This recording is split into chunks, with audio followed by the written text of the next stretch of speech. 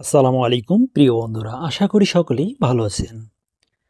আজকে আপনাদের জানাবো এনটিআরসি কি বলেছে ষষ্ঠ গণবিজ্ঞপ্তি সম্পর্কে, অর্থাৎ ষষ্ঠ গণবিজ্ঞপ্তি কবে হতে যাচ্ছে। 18তম শিক্ষক নিবন্ধনের মৌখিক পরীক্ষা শেষে চূড়ান্ত ফল প্রকাশের পর ষষ্ঠ গণবিজ্ঞপ্তি প্রকাশ করা হতে পারে। এজন্য শূন্যপদে তথ্য সংগ্রহ করা হচ্ছে। এ কার্যক্রম শেষ হওয়ার 2025 সালের মাঝামাঝি ষষ্ঠ গণবিজ্ঞপ্তি প্রকাশ করা হতে পারে বলে জানা গেছে। এ বিষয়ে বেসরকারি শিক্ষক নিবন্ধন ও প্রত্যয়ন কর্তৃপক্ষের এনটিআরসিএ সচিব এএমএম রেজানুল হক বলেন, আগামী বছর এই গণবিজ্ঞপ্তি জারি হবে, তবে সম্ভাব্য মাস বা দিনক্ষণ এখনই বলা যাচ্ছে না।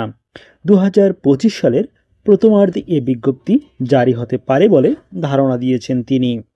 এর আগে গত 31শে মার্চ পঞ্চম গণবিজ্ঞপ্তি প্রকাশ করেছিল এনটিআরসিএ।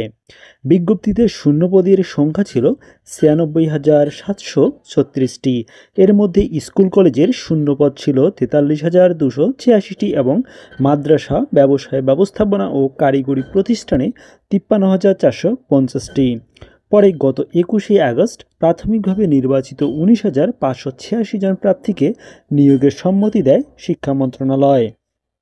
2005 সাল থেকে শিক্ষক নিবন্ধন সনদ দিচ্ছে এনটিআরসিএ, তবে প্রথম 10 বছর শিক্ষক নিয়োগের ক্ষমতা ছিল সংশ্লিষ্ট শিক্ষা প্রতিষ্ঠানের গভর্নিং বডি বা ম্যানেজিং কমিটির হাতে।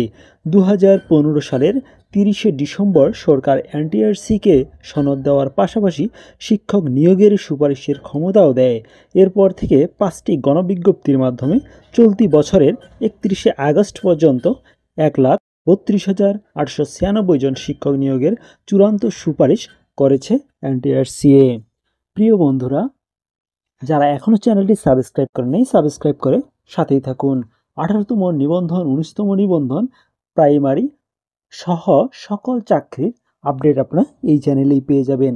যারা 18তম নিবন্ধন সামাজিক বিজ্ঞান অনুষদে ভাইবা দিবেন বা দেওয়া শুরু করেছেন, তারা অবশ্যই আপনাদের সবকটি সাবজেক্টের উপর বেসিকগুলো পড়ে নেবেন। কেননা আজ থেকে যেটা শুরু হলো সামাজিক বিজ্ঞান অথবা সমাজ বিজ্ঞান অনুষদের, সেখানে কিন্তু তাদের নিজ সাবজেক্ট সহ অন্যান্য সাবজেক্ট থেকে কিন্তু বেসিক প্রশ্ন করা হয়েছে। সেজন্য আপনারা নিজ সাবজেক্টের পাশাপাশি অন্যান্য সাবজেক্টেও পড়ে নেবেন।